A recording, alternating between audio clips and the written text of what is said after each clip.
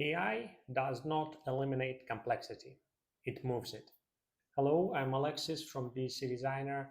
In this video, I want to talk about the root cause behind failed AI pilots, and especially to analyze why many pilots are not scaled, why many pilots remain on this test stage and are not creating tangible business results and not used to improve businesses and organizations on scale.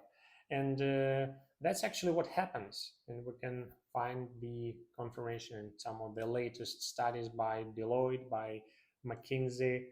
Uh, Many implementations, many attempts to use AI remain on this pilot stage. Why it happens? Well, my answer to this is because of senior stakeholders underestimate the complexity of the problem and choose wrong tools to implement the AI initiatives or insufficient tools.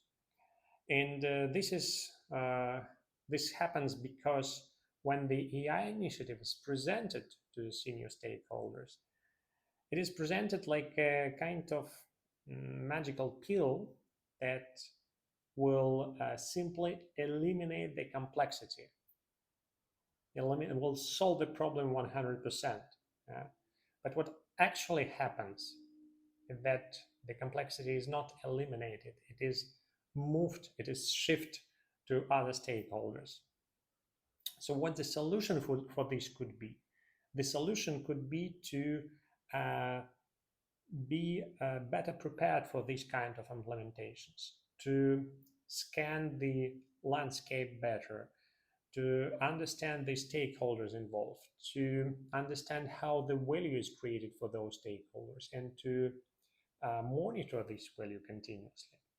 Let's discuss this. And to illustrate this case, let's use a simple example of AI-powered chatbot. So a typical chatbot implemented on a website, promoted to senior stakeholders as a solution that would eliminate 99% of the customer support workload. No complexity. Complexity is eliminated. Well, actually, it's not the case.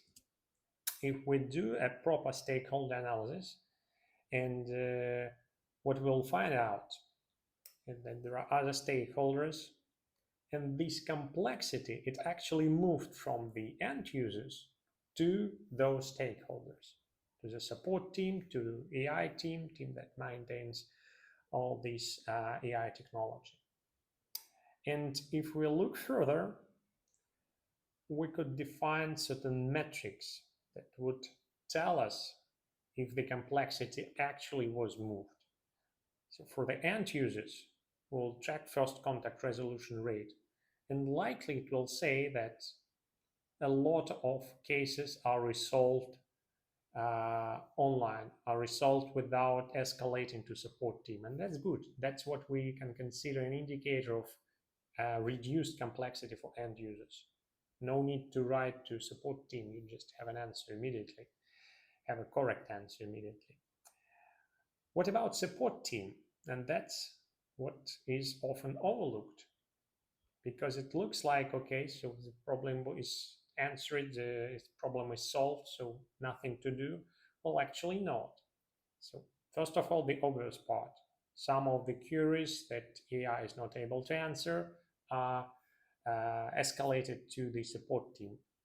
And in this case, we can quantify this by certain percentage of the cases escalated. But that's not a problem. It happens always. So what the problem is? The complexity of this issue is that some of the cases are escalated too late. So the user is already having bad experience.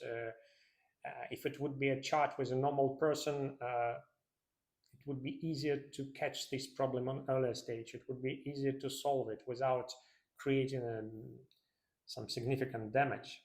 But sometimes AI agent is not able to escalate on time. That's one side.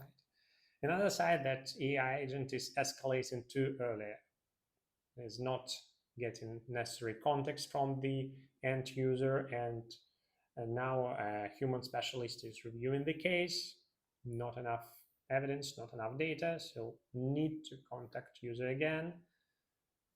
Might be a problem as well.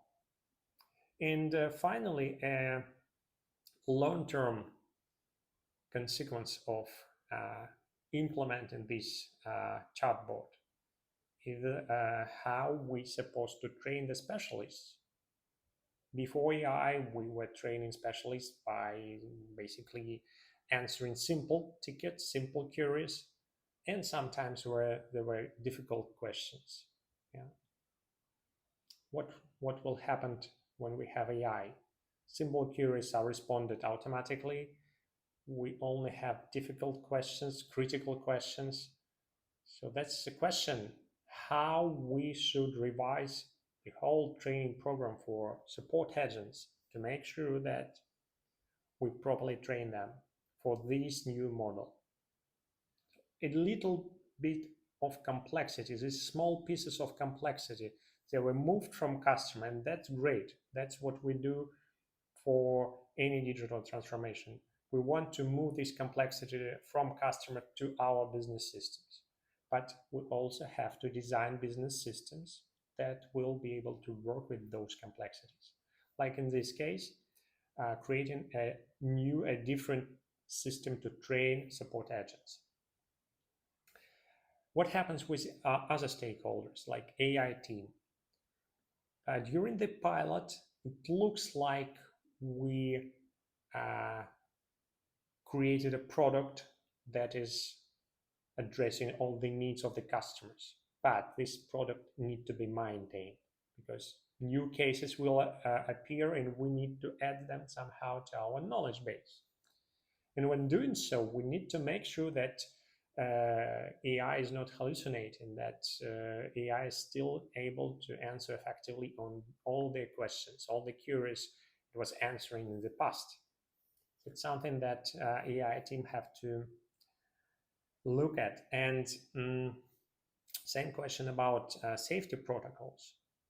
Should AI answer the questions about finance, about refunds, about ordering new items? Depends, but those protocols need to be established and someone need to establish them. Again, the complexity moved to AI team. It's a good thing, but we have to be prepared for this. We have to track how exactly AI team is managing this. If they have enough resources, what kind of sub goals, sub initiatives they have to solve. They have to monitor to be able to deliver this excellent experience continuously. And we're not limited by these two types of stakeholders. Of course, there are many stakeholders that are involved, and the idea is the same. Identify the stakeholder and quantify what does it mean for them. The question I'm asking myself, and the question I think many of you will ask, is if those metrics, if this measurement effort makes sense. And my perception is that it adds value because it introduces certain clarity, because just the discussions about this metric, they help us to move one step forward towards better understanding the operating domain, even if the absolute values of the metrics are not accurate, or even if we cannot find the absolute value right now. It's not that critical. What's important is that those metrics help us to make the objectives a little bit more specific.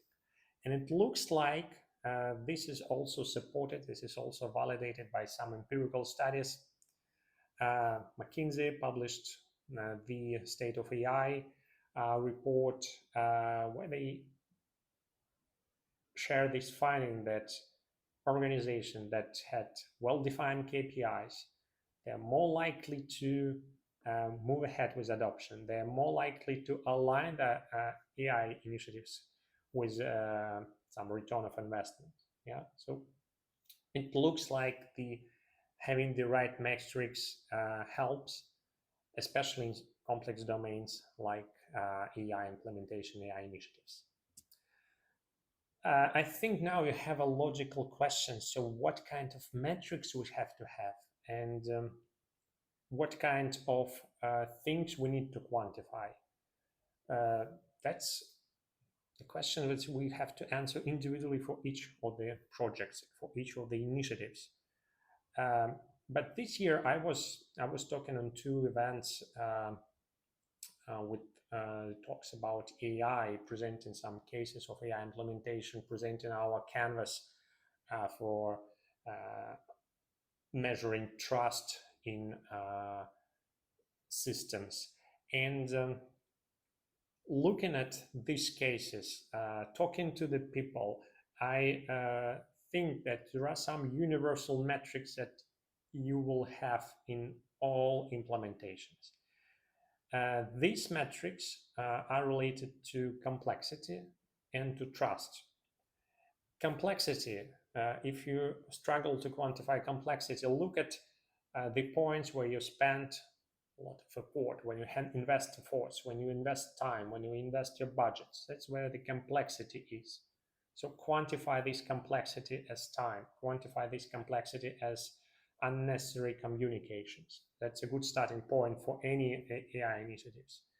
The same applies to trust, because the main question that any stakeholder will ask is about the quality of AI output. And when we combine the quality of AI input with the quality of controls, with the quality of different systems, we can no longer find a single quality indicator. We're moving to something more abstract. According to my opinion, this will be trust, the empirical metric that we can use to understand the trustworthiness of the systems.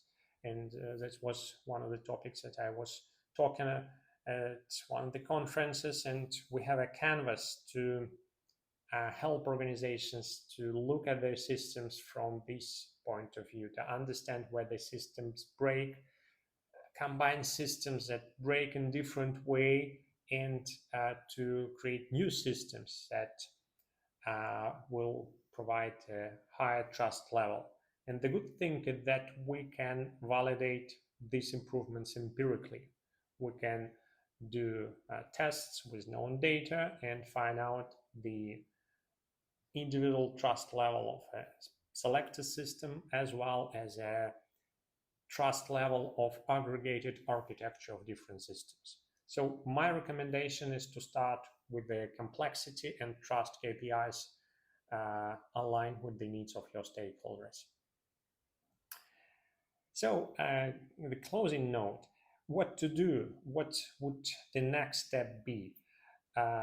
I would recommend to review your existing AI initiatives and use some structured approach to look at the stakeholders, to look at their needs, and to look at how you quantify those needs, how you quantify the value created for the stakeholders. We have a canvas called strategy execution canvas that you can use for your workshop. We conduct workshops like this with our clients, or you can download a facilitator guide and conduct a similar workshop within your organization. And of course, if you plan to continuously monitor those KPIs, those metrics, consider using BC Designer platform for this purpose. Thank you very much. And as always, if you have any questions, feel free to comment under this video and to contact our team.